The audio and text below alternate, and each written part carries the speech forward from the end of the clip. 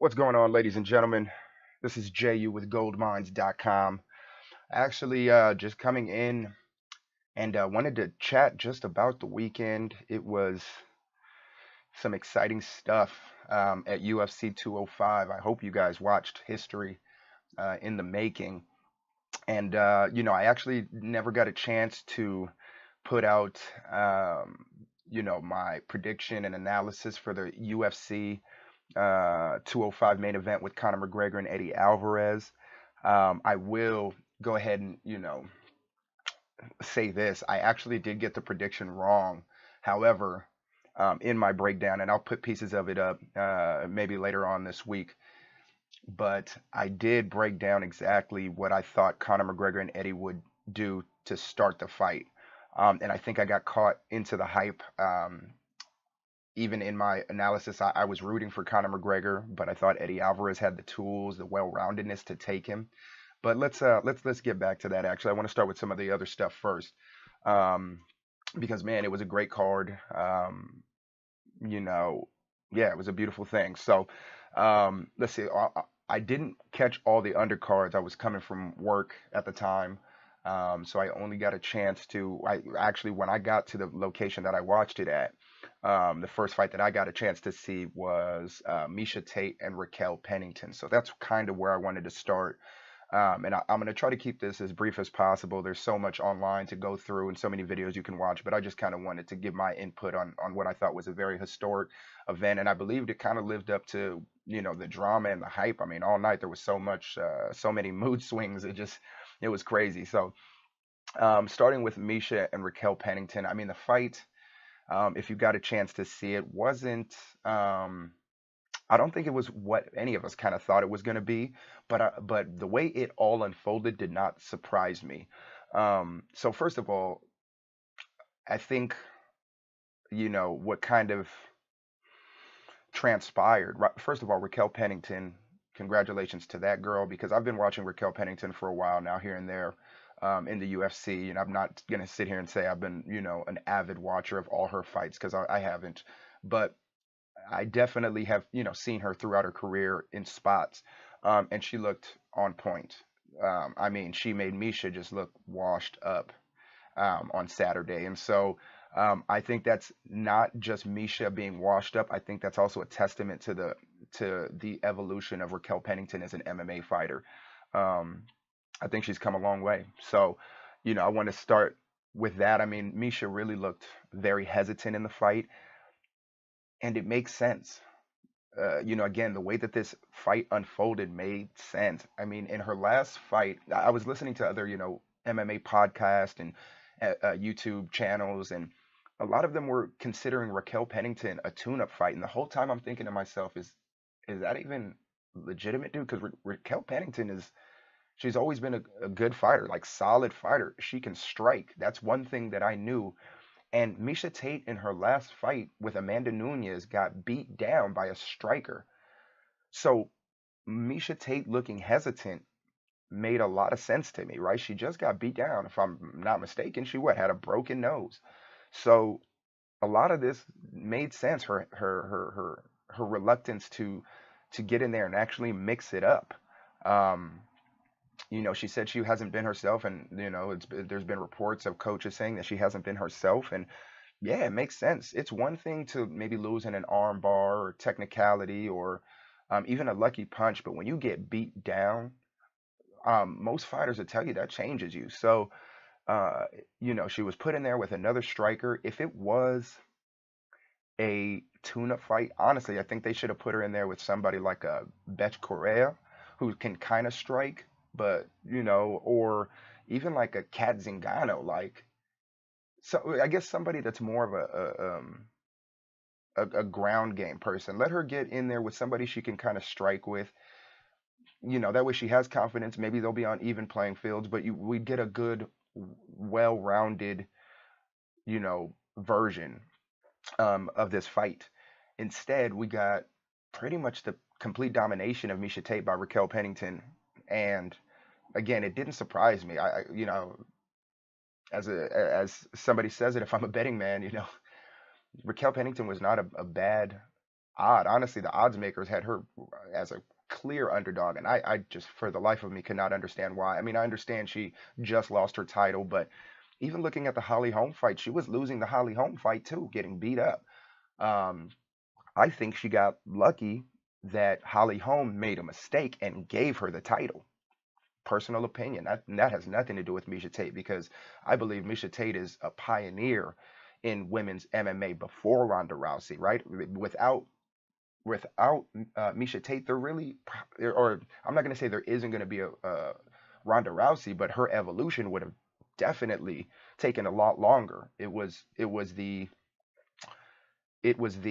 rivalry that made Ronda Rousey and Miesha Tate who they are, but they are one and the same in the history and in the story of women's MMA and the UFC. So I'm not taking anything away from Miesha Tate. I think she's always been a well-rounded fighter. She's just never been great at anything. She's always been above average, in wrestling and striking, but never great. She's never been the best at anything. And so I think that allowed her the tools to beat a Holly Holm, but it is also the reason why she never beat Ronda Rousey because Ronda Rousey was great at something, and all she had to do was drown her in the water with a shark, and that's what she did every time. Just like Holly Holm was great at something and beat Ronda Rousey. My opinion was Miesha Tate was just always a good fighter, and in comparison to many of the other female fighters, a great fighter, but she just never had that one great tool, um, where at least if they shut off one form, she could, or any angle of attack that you always knew she could rely on, that it always gave her that, potential to just dominate. She just never really had it outside of the strike force where she was just the most well-rounded, I think, at the time. Again, these are just my opinions, but the retirement announcement at the end just didn't surprise me. I think, she's had her wars. She's been through the politics. She's watched, other women get the favoritism over her, at least in her eyes, I believe. Um, and she just lost to, I believe Raquel Pennington was number 8. So, you know, if I'm Miesha Tate, I've just gone through all these wars. I just lost my title. I've been a title holder in the UFC and Strikeforce, and all these ups and downs, and I just lost to the number 8. I'm not surprised that she's thinking, hey, like, I think I'm done. I'm not mentally there. I can't beat number 8. What makes me think I'm going for number 1? Um, and again, I think she got lucky against Holly Holm, but I think in a round 2 with Holly Holm, I think Holly Holm takes her to school. I think, she's not beating Amanda Nunez. I think Amanda Nunez knocks her head off again. And she's not beating Ronda Rousey. She's just not in that mix anymore. So I'm not surprised. I'm surprised that people are surprised. She's just somebody that's fading out. But women's MMA is so fresh, right, compared to the male end of the sport, that it's rare to see, one of those veterans just starting to fade out now. But that's where she's at. She's fading out of the game, because there's been an evolution, and there is an evolution. MMA and UFC is in an evolution right now. I mean, I think it's beautiful. I was having this conversation after UFC 205 with a friend, just about what we're witnessing. I mean, we're witnessing the evolution of a sport. I wasn't around when basketball was created. I wasn't around when football or baseball was created, but I have now been around, when the UFC, an actual sport, MMA, right? I mean, MMA's been around for a while with Pride and K1, and I've been a fan of them too. But really, those were abroad. But in the U.S., a homegrown sport, that's taken off and developed and become a multi-billion-dollar business. I haven't seen that, and the UFC is doing that right now before our eyes with not only great talent, but great management. I mean, I think where Dana White and the original owners have brought it to this point, up to the New York card, for UFC 205 is amazing. I love watching it. I mean, it's just beautiful to watch. But anyways, back to Miesha Tate. I think she's just, she was the first evolution of female fighters, just like I think Ronda Rousey was that as well. Ronda Rousey announcing her potential retirement doesn't surprise me, right? These women have had their shine, but the game is evolving. There is a new wave of female fighters coming in, and they're looking, I mean, ridiculously well-rounded and talented. But anyways, I mean, if Miesha also decides to unretire, I probably wouldn't be surprised at that either. But if she stays retired, man, all the power to her. I think, Again, she's given so much to the game and to the industry that, at this point, I hope she's made a few $1 million, and she has some side businesses and great investments, and she does get to have her family life, and becomes um, just a conduit and a spokesperson and a face of women's MMA, and just MMA in general, because I think, she's definitely a great ambassador. She's always been pretty classy, beautiful woman, and I think she's a great face for the sport. One thing I will say is Raquel Pennington. I was just listening to an interview with her, um, from, I think it was, MMA Fights on SBN, I believe it is, which is a great channel, by the way. If you don't follow that, follow that if you like MMA at all, because they just are, probably one of the best channels doing it. But anyways, long story short, she said, if I was Miesha, I wouldn't go out on a loss. And that's one thing I can get behind. I definitely would like to see her go out on a win, but again, she just lost to number 8. It's tough to say how that even turns out. She'd have to go way down there. But either way, man, all the props to Miesha Tate and all the fights she's ever given us. Just as a fight fan, I'm sad to see you go, but I do understand. I just, as a fight fan, like I said, I just understand where she's at. I believe.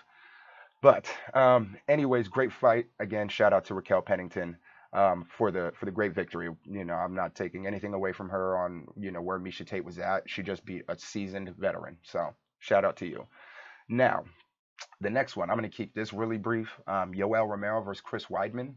Um, Shocker to most, but again, I wasn't so shocked. I knew he could do it. I think how he did it was shocking. That's for sure. But the fact that he beat Chris Weidman, wasn't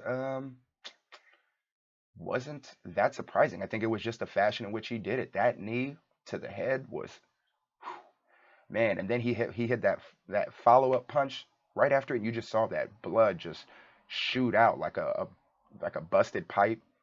Man, crazy. Um, I thought what was really interesting. So, obviously he's now the number one contender to fight Michael Bisping. I don't think Michael Bisping wants any part of that, gentleman. To be honest with you, I think he's ready to, slide on out, just kind of like Miesha Tate did. However, it was very interesting. I went to the World Brazilian Jiu Jitsu competition the very next day down at Cal State Long Beach, and he was there with his son, Michael Bisping. He was there with his son. I'm backstage filming a partner of mine who was competing yesterday, and he looks up, and I'm trying to figure out what he's staring at, and he says, "Dude, was that Bisping?" And I said, "Maybe," and then come to find out, we heard them announce him right over. But yeah, he ended up being there, and just thought it was interesting there, him there supporting his son, the day after such a historic event, and just really seeing these guys in the world, and how, just invested they are into to these various, denominations of MMA and the sport. So I just thought it was cool. It was cool to kind of just be to see him the day after that event where I'm watching him on TV. So one of those moments. But yeah, back to the fight. I think Yoel did what he was supposed to do, shock the world, but also I think his athleticism just always put him in the fight. And that's one thing about the UFC. And I kind of said this in my breakdown, which again, I'll probably just put the audio up of, but the UFC is just the talent level. Like in boxing, if you go look at like the fight odds, it's crazy because sometimes you'll have a negative 10,000 and a positive 1,500, which is like I mean, such an underdog. It's just a clear cut like mismatch. I rarely have seen anything like that in the UFC. I mean, I think the biggest underdog of the night was Carolina Kovalevich. Ugh, I always struggle with her name, but Kovalevich. Um, and I think she was like negative 300. You know what I mean? And we'll get to that fight. But yeah, Yoel just has the athleticism. He's built like a freaking tank. The dude does backflips to warm up. I mean, what can you say? So, anyways, shout out to him. Great win. I'd like to see him against Michael Bisping, but I don't think Bisping really wants to fight him. So we'll see how that goes. But I hope Chris Weidman is okay because that looked nuts. But let's see, what else did we have? We had, okay, well, let's talk about Jon JJ versus Karolina Kovalevich.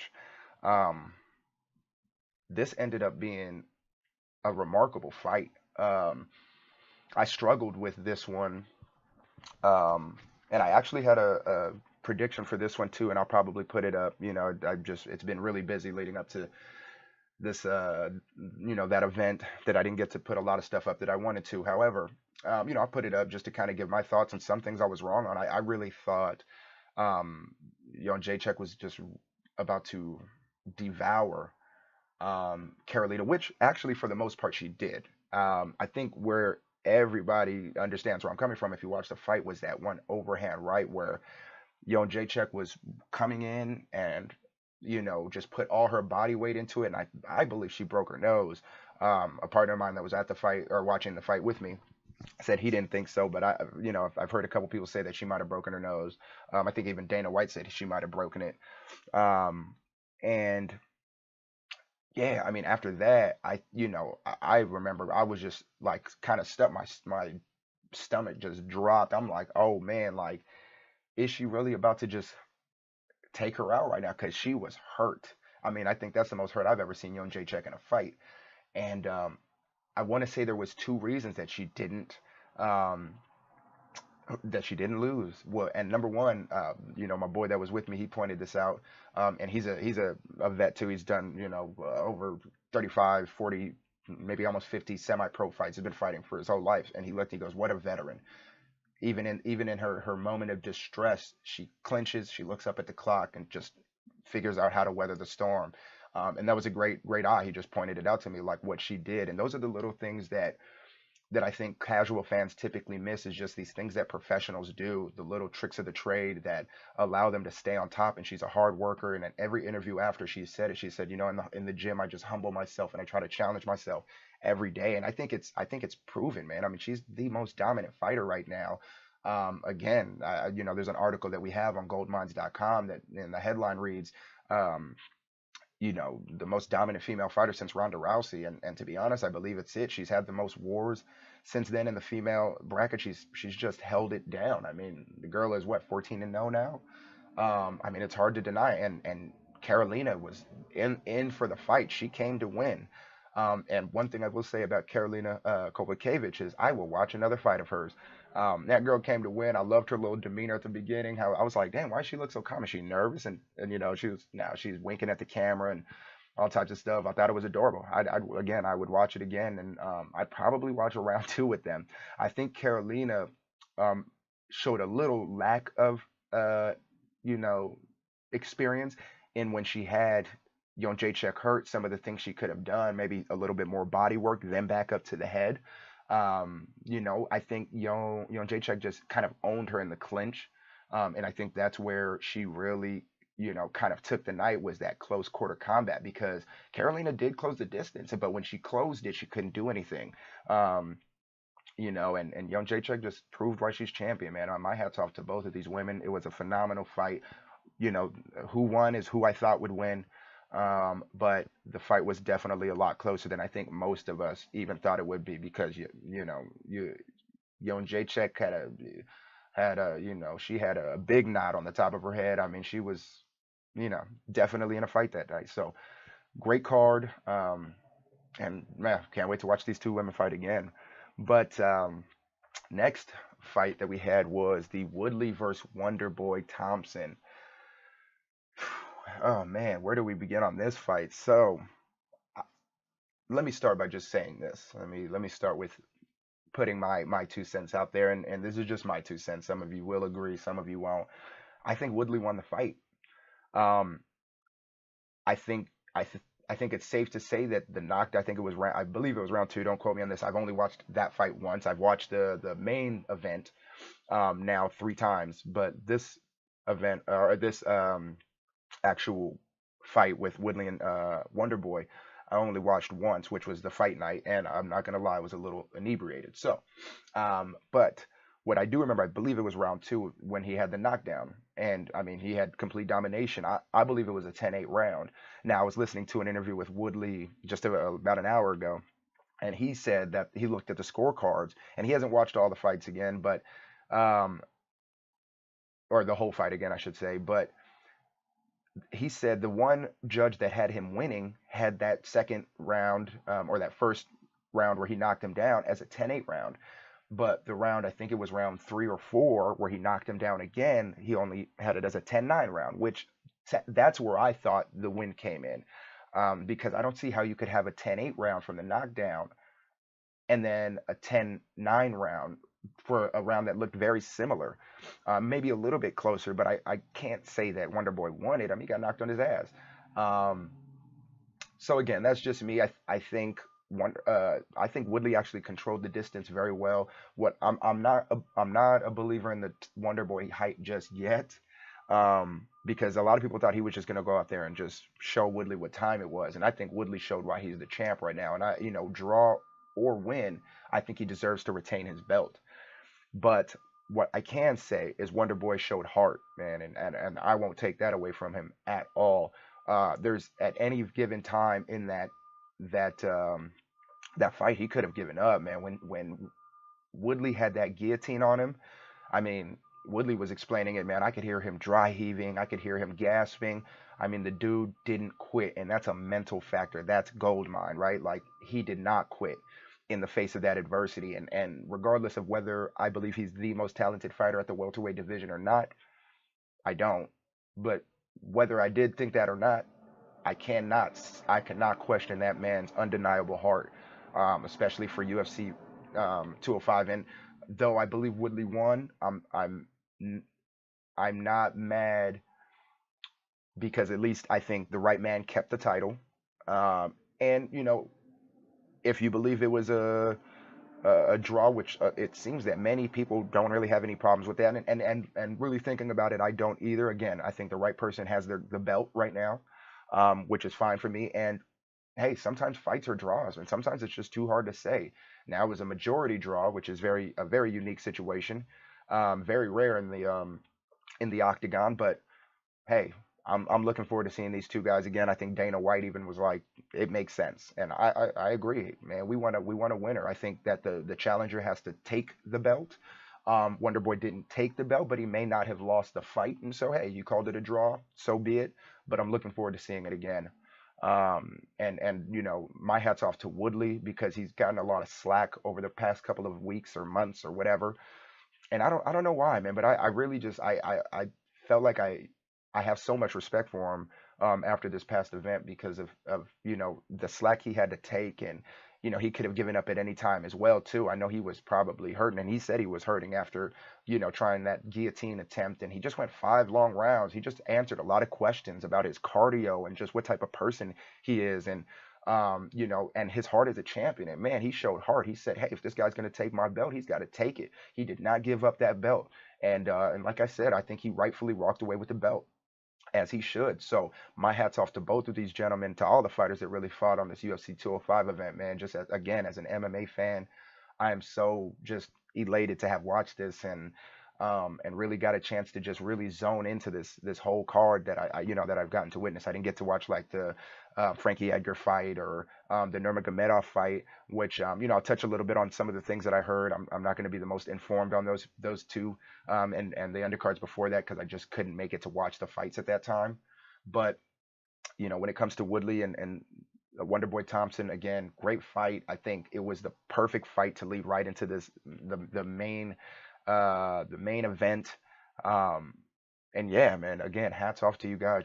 Just a great fight. Again, I think Woodley kind of edged it out with the knockdowns and some of the ground domination. I mean, even with the guillotine attempt, even though Woodley was on the bottom, I just believe he had superior control for most of that fight. I think if you look at effective striking, even, I think both fighters walking away. If you didn't watch the fight, you would come to your conclusion about who lost. I mean, that seems pretty apparent to me. Damage was done.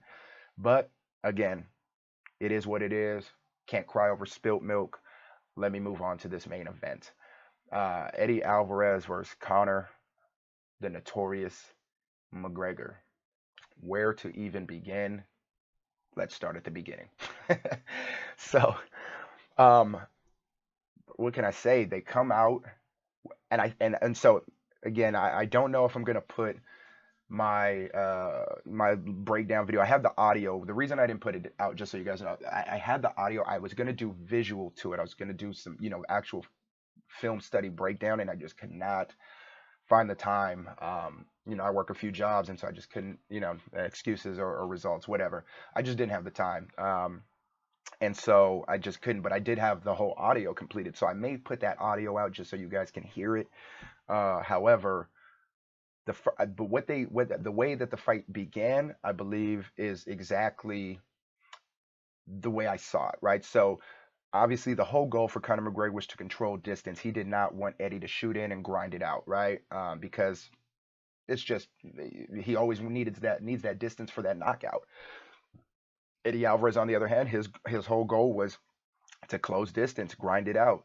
Now I think they both came out trying to establish that game plan, and but what never ended up happening was Eddie Alvarez just never closed the distance. There was a few moments he tried, and they actually ended it on the ground. So he started out with his kicks, kicking that lead leg, just like I thought he would, just like he did against, you know, against Rafael dos Anjos.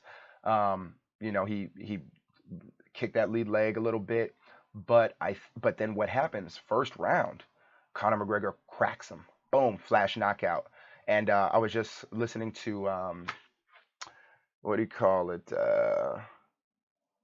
Conor McGregor's coach or his trainer. Um, what's his name? Kavanaugh. I think it's Kavanaugh. I hope I'm not pronouncing that wrong. But he was talking about how obviously he has one of the best seats in the house, and he sees that knockout come, boom.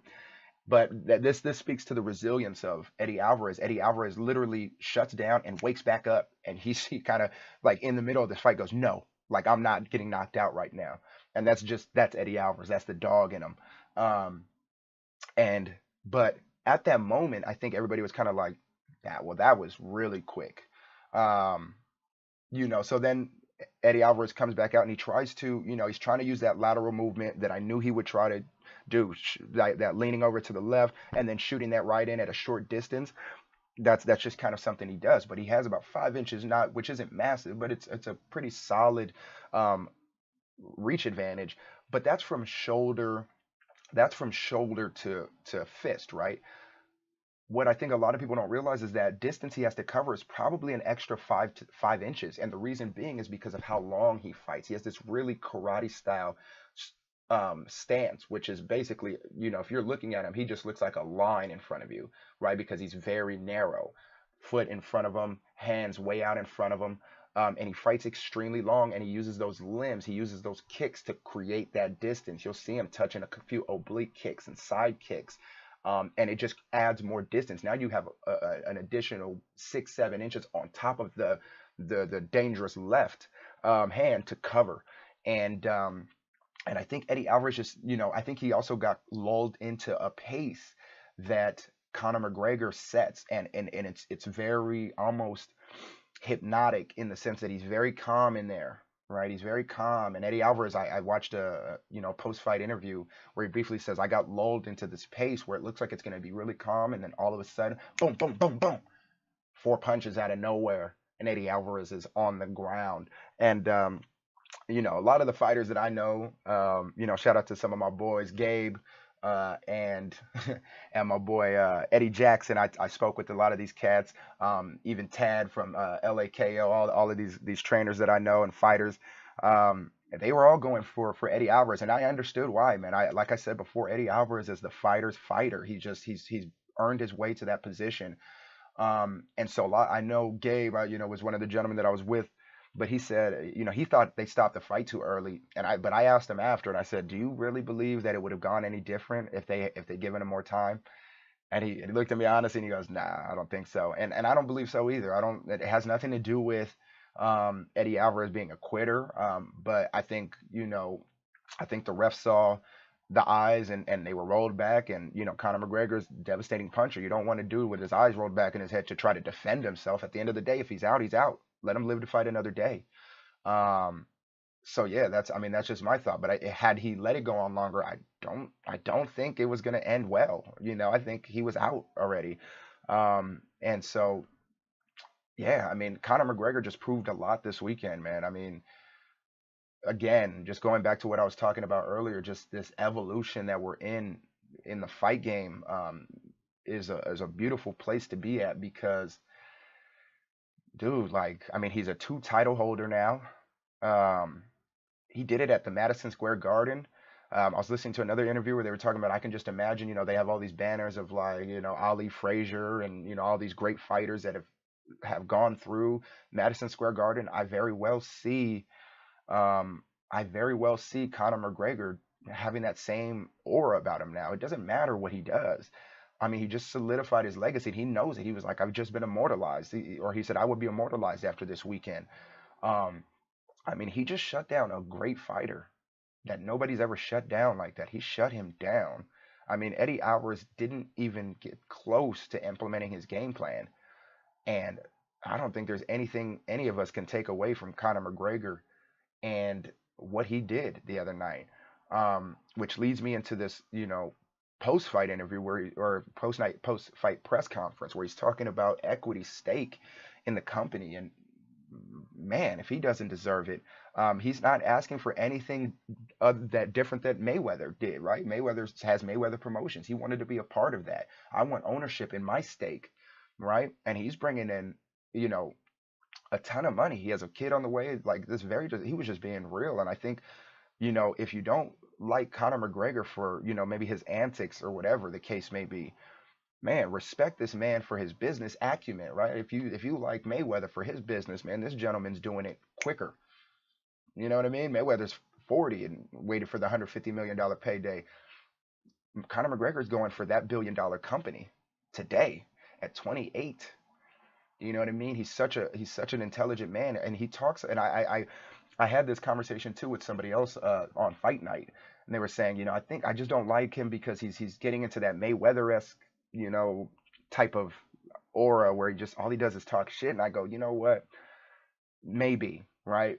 But there's one thing that he does that Mayweather didn't do, and the Mayweather fans might get mad at me tonight, but I'm gonna keep it 100. Conor McGregor takes the fight. Doesn't matter if it's a last minute fight with Chad Mendez or a last minute switch out with Nate Diaz, right? Or if it's the best 155 champion, he takes the fight. He went for two title belts. There's nothing you can take from that man at this point. He has fought who he needed to fight. And fighters can say he's now, and fighters' old argument was he was coddled and yada yada yada. People were, the fighters were looking at Eddie Alvarez to do what he was supposed to do as the fighter's fighter, right? To shut all the hype down. The hype is very real, ladies and gentlemen. The hype is very real. That's all I will say. Because, like I said, he just shut down a great fighter. This is where I got it wrong. I called Eddie Alvarez to take him out. I thought I'm going for Conor McGregor. I want to see him set, you know, set history, make history. But I can see Eddie Alvarez pulling out an upset. Boy, was I wrong. Boy, were a lot of us wrong because he just completely dismantled a great fighter, and made it look way too easy. I mean, yeah. So, anyways, back to what he's asking for, and I do believe the UFC owes him that, man. Again, he knows, man. I mean, after Ronda Rousey, if there was no Conor McGregor, I don't know who it'd be. There would be a black hole. But he filled in that void real quick and kept that boat rolling, and he knows it now. He said he knows his worth. And man, we all know it too. Those pay-per-view numbers are ridiculous. Boxing wishes they could do those numbers. I'm a boxing fan. I wish they were setting up fights like this in boxing. Well, now they are. You got like Kovalev and Ward and all that stuff, which, we'll talk about that at another day. But they're just starting to understand now. I think the UFC is helping boxing understand we need these good fights because you can make a ton of money with the good fights. Put your fighters to the test. Put yourself to the test. Conor McGregor is doing that. So love him or hate him, you can't say that he hasn't been tested. Love him or hate him, you can't say that he doesn't back it up. Love him or hate him, you can't say that he's wrong about what he deserves. At least in my opinion. Because he's taken this industry on his shoulders. Fighters want to fight him because it's $1 million payday, right? He fought 4 times this year. There's no champion right now that's that active in both boxing or MMA except him. And he's put on a show every time. That man's mystique has grown. I think we're literally watching our modern day version of one of our Ali's or our Tysons, or just one of those people that capture the imagination, but not only capture the imagination, they prove it, right? They prove it. And and now we're looking at the next evolution of businessmen in the MMA. And I think fighters need to follow suit. You can talk all the nonsense you want to in the camera to get your fight with him if you need to, but you need to be supporting that man because he's going to take your game to another level. Period. Now they know that these things are possible and he's making it happen. So I don't want to make this too much longer than it is. It's 35 minutes already. All I want to say is give that man his stake in the company. Shout out to you, Conor McGregor, because you deserve this, man. Like I'm as a fan of MMA, man. I thought this whole card was just great. It lived up to my expectations. I wish it was still going on. I can only imagine the buzz out in New York and so on and so forth. But whatever happens, shout out to Conor McGregor. Shout out to all the fighters for just putting yourselves on the lines for 205 and making a great event, a historic event in my mind, breaking all the records from live gate to pay-per-views. And obviously I think the only pay-per-view higher was probably going to be Mayweather Pacquiao. But the UFC is so much younger, and this is where they're at today. And they're consistently bringing in million buys in their pay-per-views, in their big events. They're consistently bringing in millions of pay-per-view buys. And they deserve it because they put on the fights that the fans want. And as a fan, again, I appreciate that. I'm willing to go, you know, out of my way to watch these fights and because they understand value, at least to a fan. Now I just hope that they understand value of their fighters because these guys deserve it. They put on these great cards for us, and you guys are making millions. You just bought a company for billions, and you want to make billions, and you can make billions, but if you have to get your employees invested, and this isn't some business talk, I don't want to get all business, but any of you that are employees know, if you've ever had the difference in jobs. I've had jobs where I was invested, and I know the type of energy that I have and the work ethic that I will put into a company that I'm vested in, that shows me that they care about me as an employee versus the other type of company which views me as a number, employee number 1692 dash yada yada yada yada, whoever. I'm just a number. I'm just a cog in your machine. You know what I mean? And if I'm the biggest earner, which I have been at jobs, I know exactly how Conor McGregor feels, and I'm not even nowhere near the type of earner he was. Right? But I understand where he's coming from. I understand when you say, hey, I'm bringing in millions and millions. Just at the live gate alone, we did 17 million, 17.5 million just at the gate. We're not even talking pay-per-view buys and the level of the endorsements and sponsors that he's bringing in. He is bringing in so much money to this company. And you look at the UFC cards without him on them and the UFC cards that have him on them, and you know who the real pay-per-view draw is. And yeah, you have Ronda Rousey coming back, but she's not going to be it anymore because her mystique was really based off that zero, I think. Now, but we'll see. We'll see. You know what I mean? We'll see what she can do when she comes back. But at the end of the day, you can't deny who it is right now, and that's Mr. Conor McGregor. Anyways, thank you guys for listening. Shout out to all the people that got a chance to watch this event. If you haven't, hopefully you can find it online or order the pay-per-view after, whatever. But definitely watch these fights. Shout out to all the fighters. Shout out to all the media that I got a chance to watch after, and really learn from. And I just can't wait for the next event, man. I'm just happy to have witnessed what I believe was history in the hurt business. So I'm a very, very happy camper at that point. But anyways, once again, this is JU with goldmines.com. Thank you for checking in. Kovalev Ward, if you guys are interested in boxing, I'll be doing a little analysis and breakdown with them. And we also got Keith Thurman and Danny Garcia, which I did talk about previous, but we'll talk a little bit more about that later now that it looks like it's an actual thing. They had their face-to-face. And I'll keep you updated on anything else MMA that pops up. But other than that, right now, hope you guys enjoyed the fight like I did. Hope you guys enjoyed this video or this audio. Just a little quick analysis and opinion. If you guys have any comments, questions, concerns, feel free to type them in down low. And we'll take it from there. All right, guys. Have a good one. Goldmines.com, man. Peace.